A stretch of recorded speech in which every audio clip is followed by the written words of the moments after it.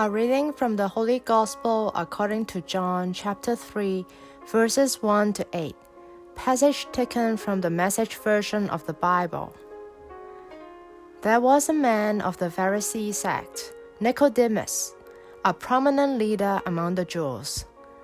Late one night, he visited Jesus and said, "Rabbi, we all know you're a teacher straight from God. No one could do all the God-pointing, God-revealing acts you do if God weren't in on it." Jesus said, "You're absolutely right. Take it from me. Unless a person is born from above, it's not possible to see what I'm pointing to God's kingdom."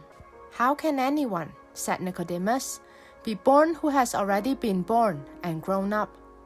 You can't re-enter your mother's womb and be born again. What are you saying with this born from above talk?" Jesus said, "You're not listening. Let me say it again.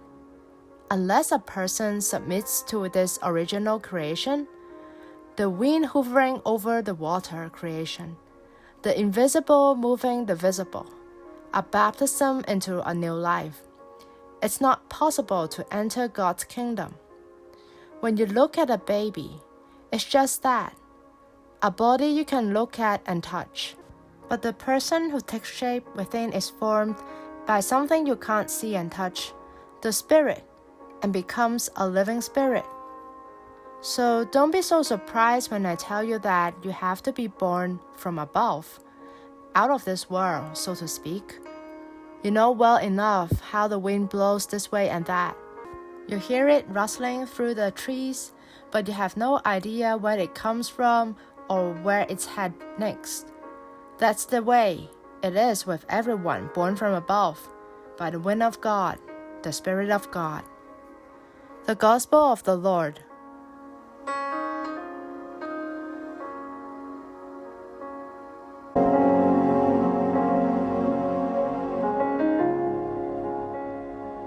Reflections on the Gospel according to John chapter 3 verses 1 to 8. Nicodemus in today's Gospel passage addresses Jesus in the plural.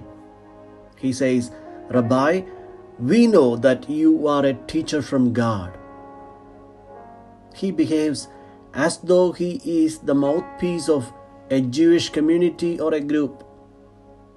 For the purpose of the narrative, John the evangelist must have portrayed the character of Nicodemus as a representative of those Jews who were open to the uniqueness of Jesus, but yet locked into their familiar and comfortable traditional pharisaic mindset. They were unable or unwilling to move to the wholehearted faith in Jesus.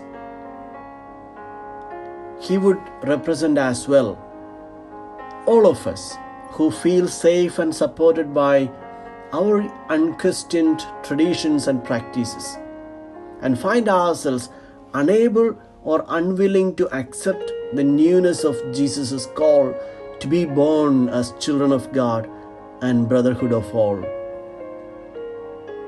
We must have listened to meditations on this passage saying, Nicodemus was afraid of being noticed of approaching Jesus, and therefore he came in the night to meet Jesus. Perhaps John has something more to tell his readers than what is said in the text, because John was definitely not writing a chronicle of the life of Jesus. Nicodemus comes from the night, from the darkness of his traditions and mindset. His conversation with Jesus is the first step towards his journey into the light of Jesus. Nicodemus is the honest Israelite who seeks the truth. The darkness of night indicates the condition of one who gropes in darkness but is eager to find the light.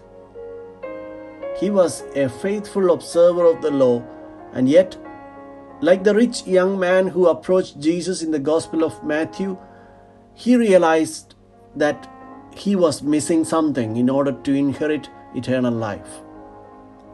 Jesus invites him to be born from above, but he misunderstood it.